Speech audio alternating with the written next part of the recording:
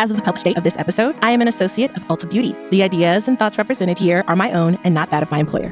Welcome to the Scaling Emerging Beauty Podcast. I'm your host, Monique Benoit.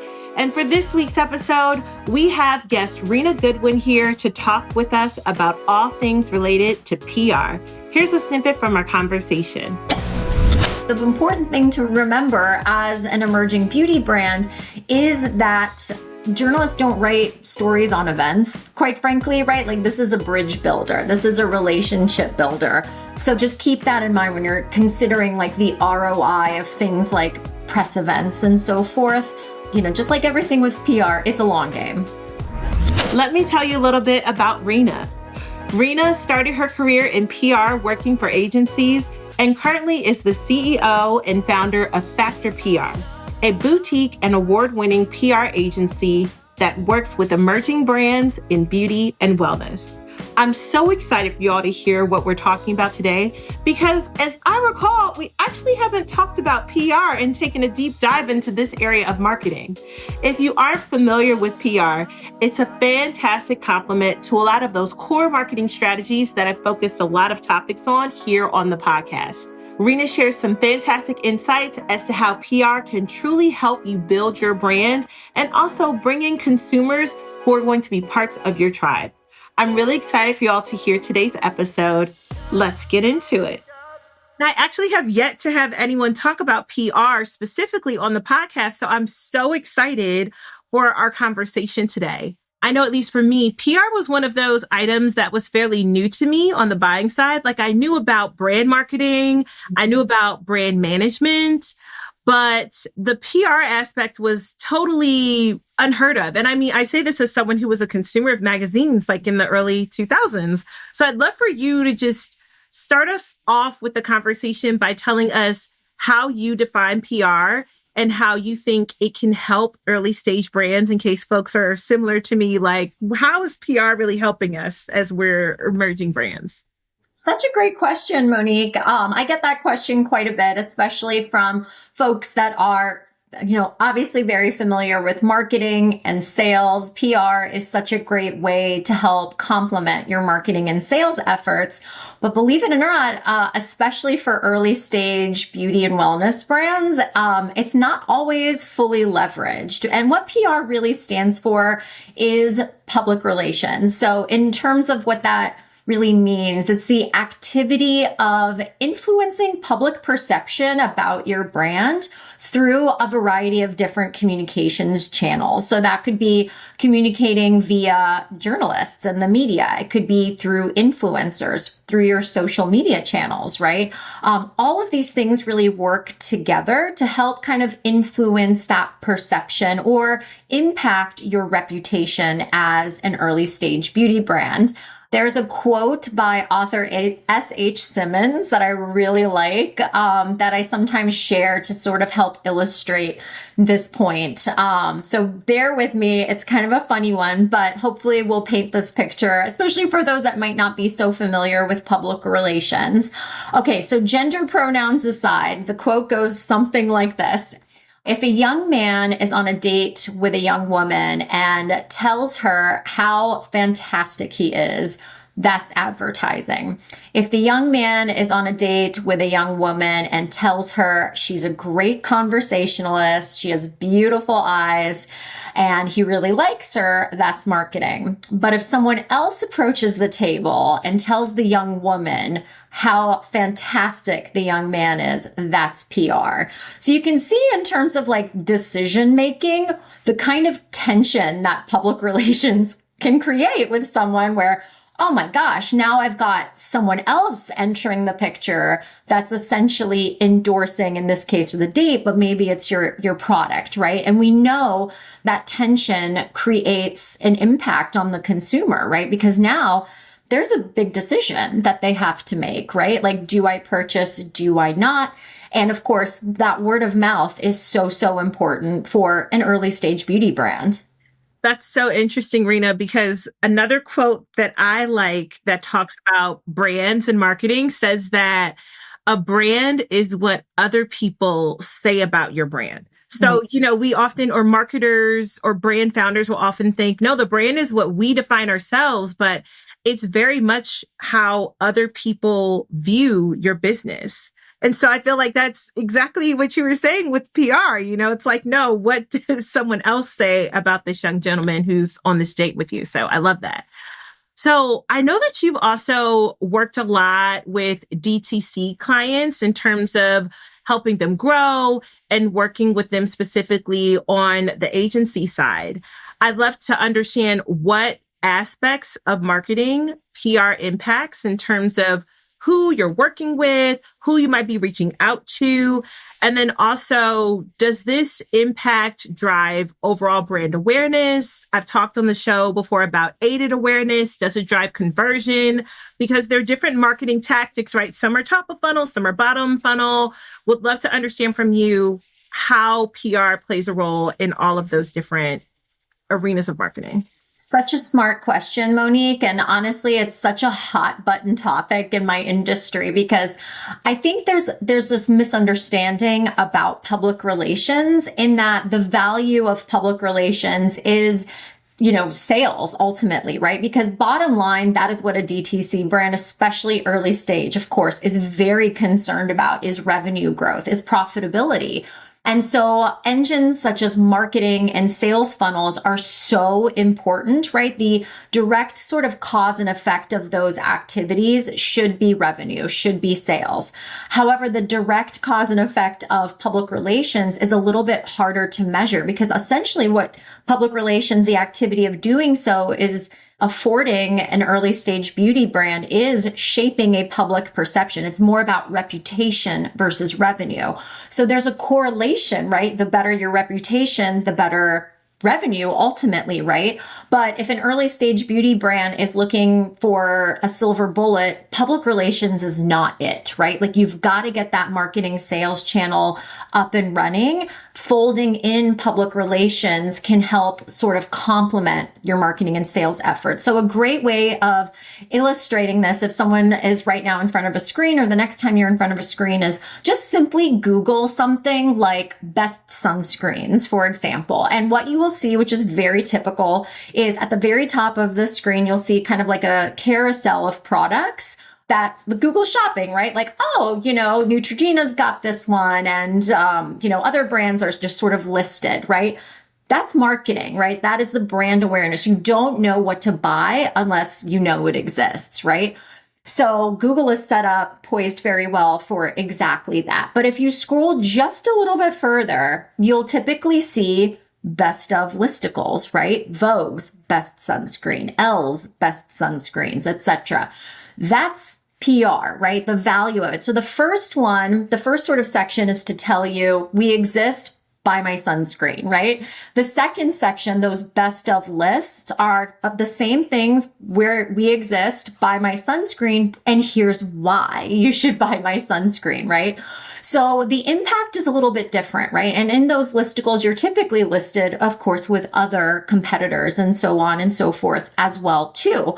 So the way that I like to really view public relations, and specifically in this case, I shared an example with media relations, is that PR and media relations coverage is important leverage for an emerging beauty brand. So look at it in terms of content and what some of our clients we encourage and work with them on to do, and I see other really successful DTC brands doing as well, is they don't just stop at that press coverage, Monique. They're taking it and getting as much juice out of that squeeze as possible, right? Because let's face it, like once you're featured in Allure, you're always featured, right? Like milk that for eternity.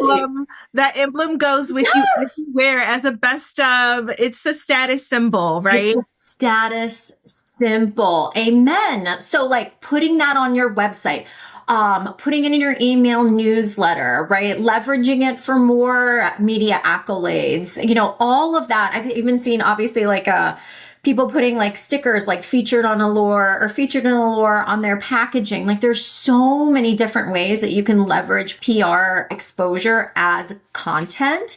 And that can really be that sweet spot, right? Where you're thinking about how do my efforts, kind of work in this ecosystem is leveraging the results that you're getting from your media relations efforts or even your public relations like influencer relations in your other marketing activities to build awareness and then ultimately help drive revenue.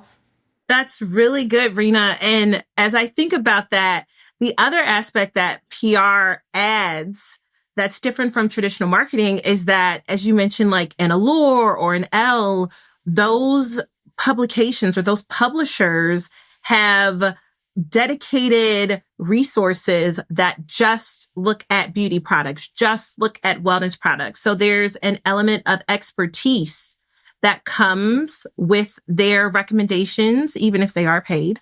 Yes. The consumer doesn't always know that. And even still, I find that even if they are paid, I have heard publishers speak at a variety of beauty conferences that I've attended. They are still checking the products. Oh. They are still validating that even if you paid for this spot, we still like it. Like we still know that it works. And all of that. And so I think that there's definitely some additional credibility that comes with that. Oh, absolutely. I couldn't agree more.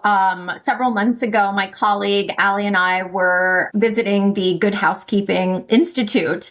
And I swear, Monique, it was like God's work. They are doing God's work here, like testing vacuums to body lotions, face creams. I mean, they really, that is one outlet in particular I want to call out that like they do their due diligence and many others follow suit as well. And when you think about what that means for a beauty brand to be endorsed or even receive something as prestigious, right, as like the Good Housekeeping Award or seal of approval, it's like you're borrowing that credibility, right? And that is so, so powerful. And you can't buy that. You cannot buy credibility. You can't buy reputation. It can definitely be a game changer. Yes, so true. So I know you obviously have your PR agency, but we also know that many emerging brands are strapped for cash. Mm-hmm. And so I'm curious if you can shed light on any DIY PR strategies that brands might be able to implement. Oh, such a good question. So yes, this is definitely important too, because again, in those early stages, beauty brands on the product end are really looking for driving revenue and totally understand that, and I'll be the first to say like, you might not be ready for PR, right? Like it's an investment of time, resources, obviously money. At Factor PR, our bread and butter is securing earned media coverage. So we are not typically paying for placements.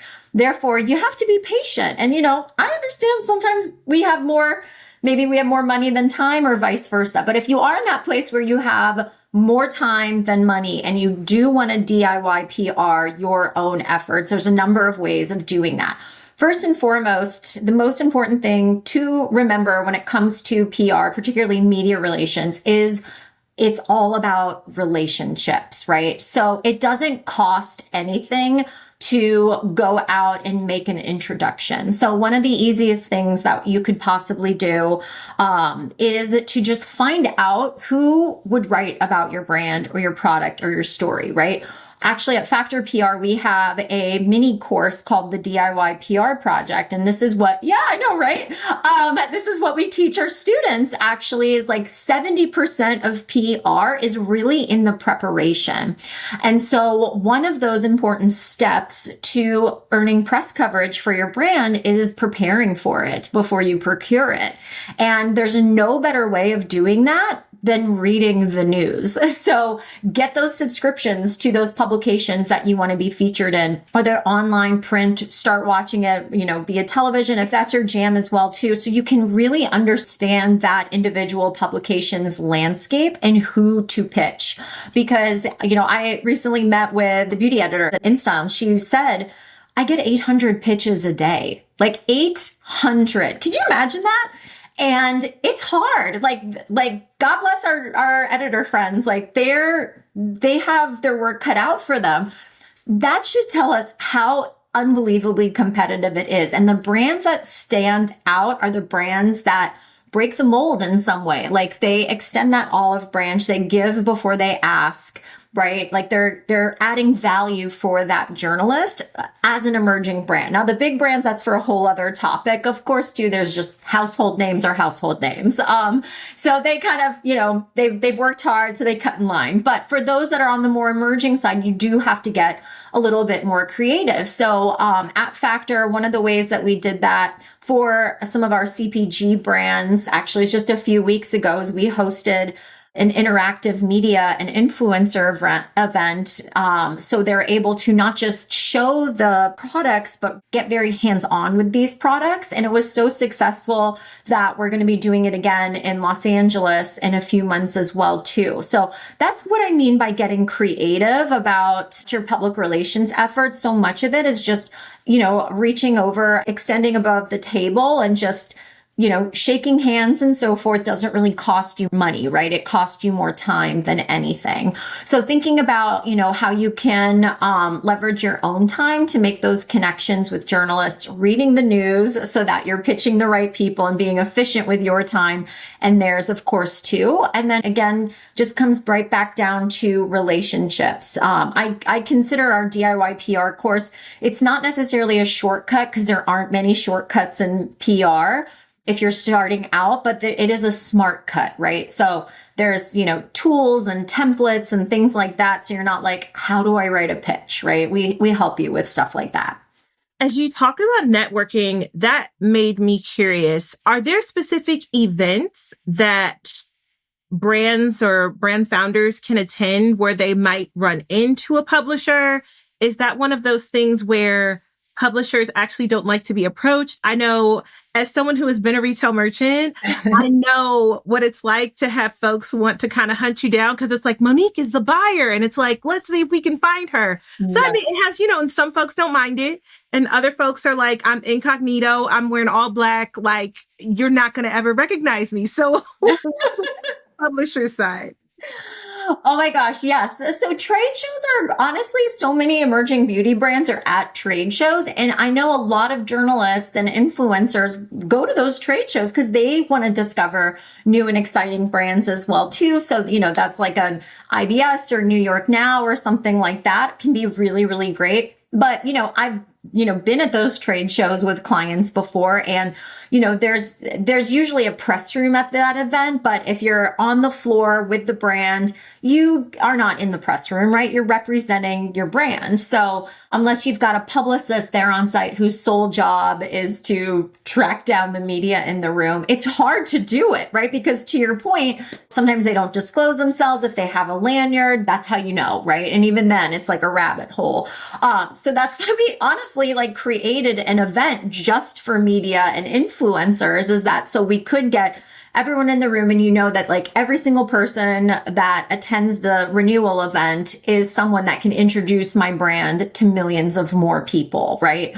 So I don't know of any other events that are specifically like that. What a lot of other agencies and a lot of other brands are doing, they're just doing their own events, quite honestly, right? So you see all of these press events, whether it's Tarte trips to Dubai or press dinners, in New York, LA, what have you.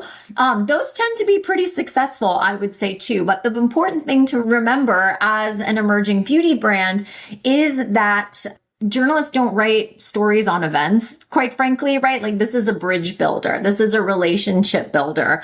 So that just keep that in mind when you're considering the ROI of things like press events and so forth. Just like everything with PR, it's a long game. Okay, that's really helpful. And thanks for clarifying that.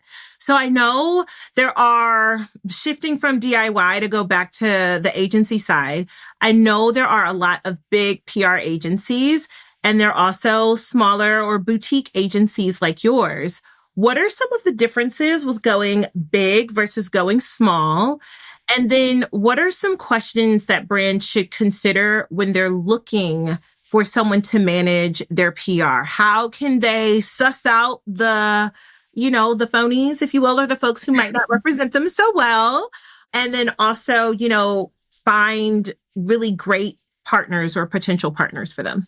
Love this question. So yes, at Factor PR, we are a boutique PR agency. At the time of this recording, there's 11 of us on the team. So we're not a huge team, but I think one of the benefits of linking arms with a boutique agency, it comes down to a couple of things: agility, the overall personalized experience that you're getting as well too, and honestly passion as well. So when you are looking though, bottom line, for a PR agency, the things that you want to look for are things like who the media relationships are that they have, what kind of results have they gotten, what are resources like? And I would ask like worst case scenarios. What if, our PR program is not working? How do you overcome these types of challenges, right? Things like that. It's, not too dissimilar than like most other kind of job interviews as well.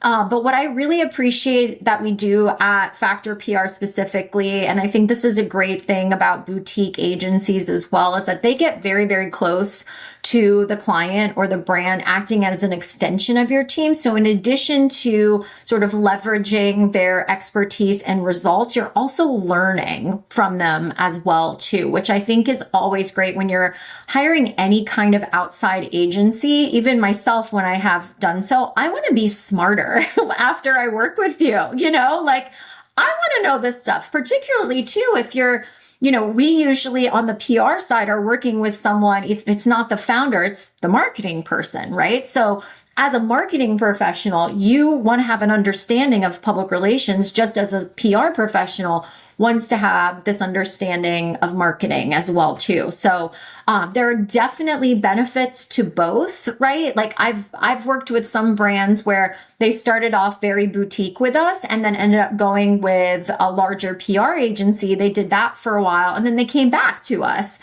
even though they were growing. Like, right, I know, like, oh my God, that's like the such a compliment. But what it came down to, honestly, was experience. The results were very similar, if not better, with us. And, one of the things, I've heard this a couple times, they just said, feel like you guys care, right? Like their wins are our wins. And you kind of get that experience as well, too. So turnover tends to be a little bit less on the boutique side as well, too. So that's also something to think about. If you really like who you work with, I really think, as a people person, you have to really like your agency. So, making sure that you fit in that regard too, like same kind of, you're jiving is always very, very good to find in a partner as well.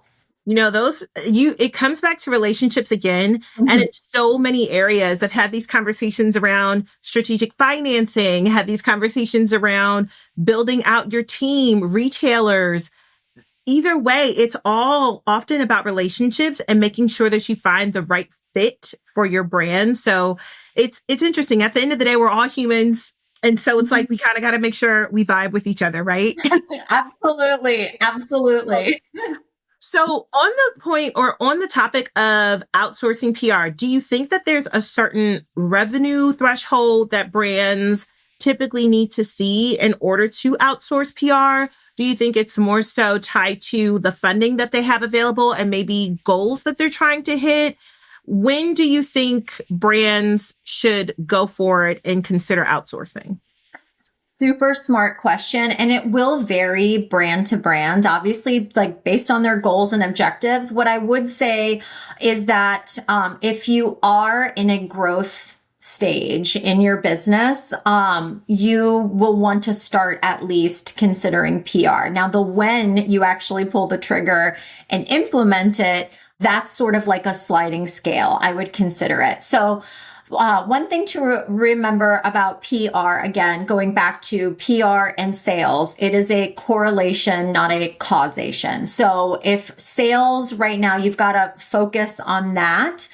Make sure that sales are consistent. Public relations can be a great partner to start bringing in, right? If you're looking at, I can't tell you how many times people come looking for PR because nothing else is working, right? That can be, not to say that PR can't save the sinking ship, right? But like, you've got to be very, very creative. You still need like campaigns and storytelling and like what, it's not just one story's not going to save a business. Let's be real, right? So anyway, that being said, some of the things to consider, of course, is revenue. Can you afford public relations? For most agencies in this country, right, it can go, I've seen them start as low as $3,000 and go up as much as, I spoke with a woman the other day. Her husband's PR agency charges $150,000 a month, right? Like there's a huge range, right, of what you can, spend on PR. So keeping that in mind, there has to be some kind of budget. If you are under the $1 million a year range, you're probably going to find PR a difficult investment to make at this point.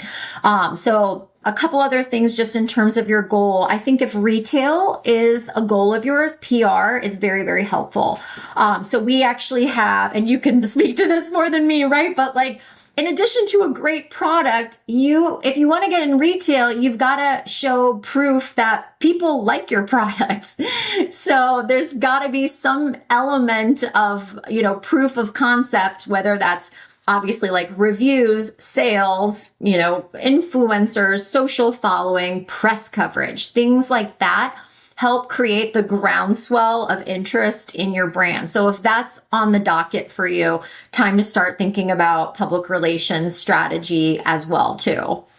Yeah, I agree. I think if you are specifically looking to approach retail, agnostic of which retailer you're talking to, we all like to hear positive buzz. Positive PR is good for everyone. It's good for your brand. It's good for the retailer.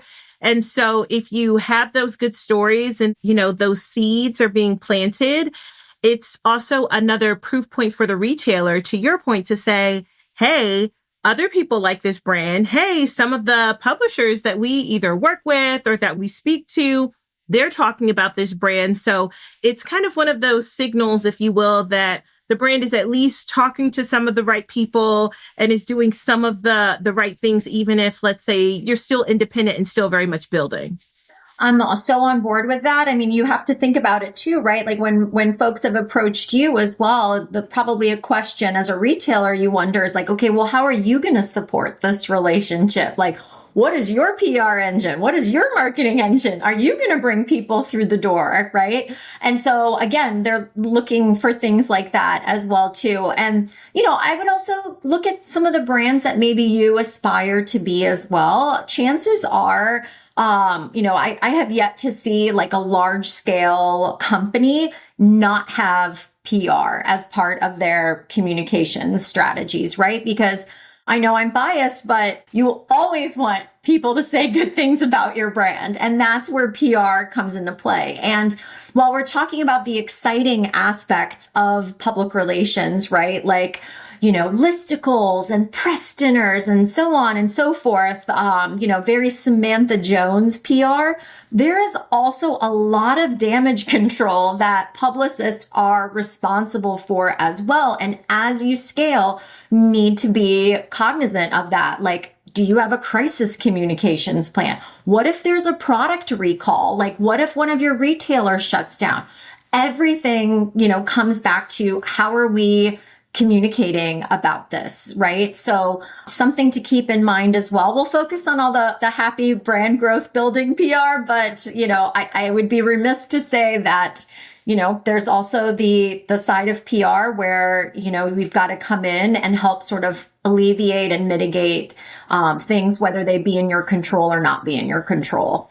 Yeah, that's good. We're definitely staying on the positive side for this, but I'm glad that you mentioned that because I feel like it happens less for the smaller brands because typically the damage I find is oftentimes correlated to the size of your brand. Mm-hmm. So, and this is where it's nice when you're a small brand because you can be agile, you can make mistakes, and typically it's not that big of a deal because the folks who love you, they're kind of ride or die. They're going to stand by your side. And then if you're, not in too many retail doors or you're still just D2C, you can mitigate that risk. It does become bigger if you have scaled. So that's a really good point. But on the topic of good PR, Yeah.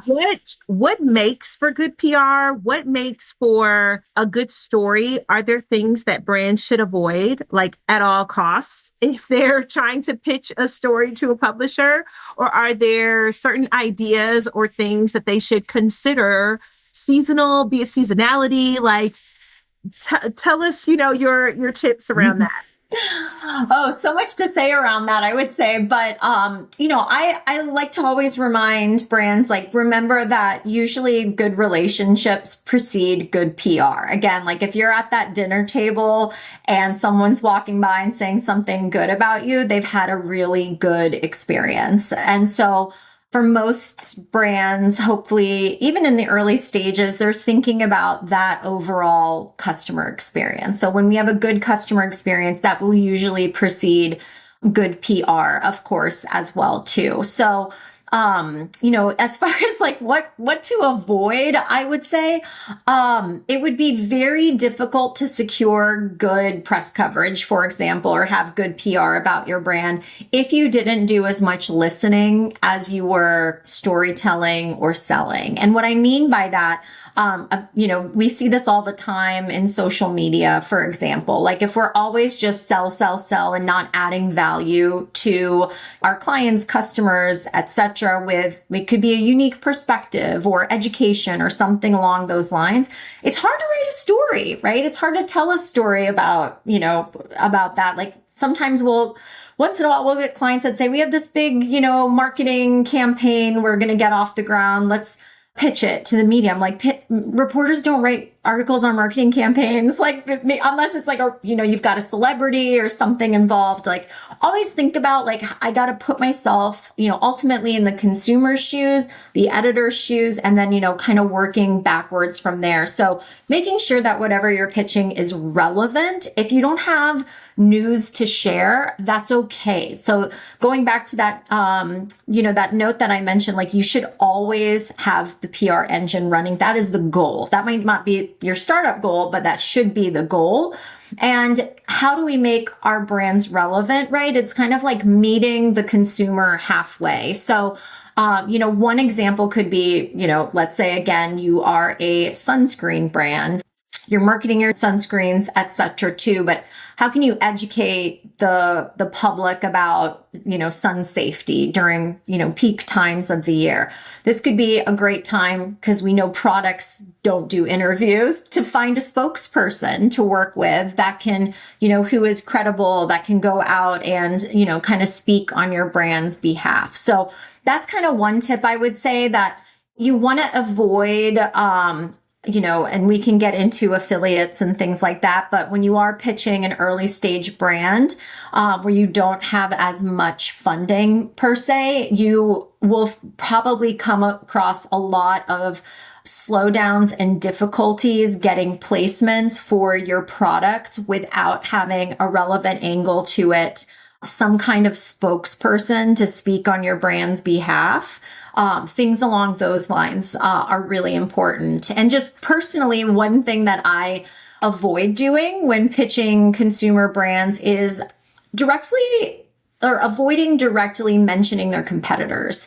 I think there's a way to like stand out and lift up your brand, but I don't think poo-pooing your competitors is the way to do that. Thankfully, I don't see a lot of that, to be honest with you, but that's just something like I really believe in putting out more good having it come back to you as well. Yeah, I would agree. It's like focus on your value, focus on your unique offering, and let the other folks do what they're doing, because ideally you're doing two very different things and there's room for everyone at the table, right? 100%. The pie just gets bigger. Yes, that's the goal. In closing, I just want to see if there's anything else that you'd like to share. I know we'll include all of your links and socials in the show notes, but any advice that you have for brands or anything that you'd like to share with the audience as we close? Absolutely. Just, kind of a word of reminder again about PR. If you take away anything from this podcast episode, is PR is really a complement to your marketing and sales efforts. It's an important one though, right? Like you cannot by perception or your reputation, but when you do invest in really building a brand while you're also building a business, these are the kinds of dividends that we see pay off for time to come, right? And in relation to that as well, I sometimes joke that PR can also stand for patience required. So especially if you're thinking about earned media, which is arguably the most valuable kind of media because you can't buy it, right? So if you can't buy it, it must have value. Otherwise, everyone would be out there buying it, right? So in that case too, just remember, right, patience pays off. And so when you are getting into PR, it's not like advertising where you just sink your money in and you start to see impressions right away and results right away. It is a long game, but I assure you, if you stay in it, it will pay off. Thank you. Thank you, Reena. And I agree. I've seen some really great examples of brands that have invested well in PR. They tell great stories. They have the credibility factor to back it up. And it's in some cases that might be the thing that says for some retailers, oh, let's check them out. Like they're going viral, or, oh, this is having a moment. Let's see what the story is behind this brand. So thank you so much for sharing. Thank you for coming on the show today. I really appreciate it. It was my pleasure, my honor. Thank you, Monique.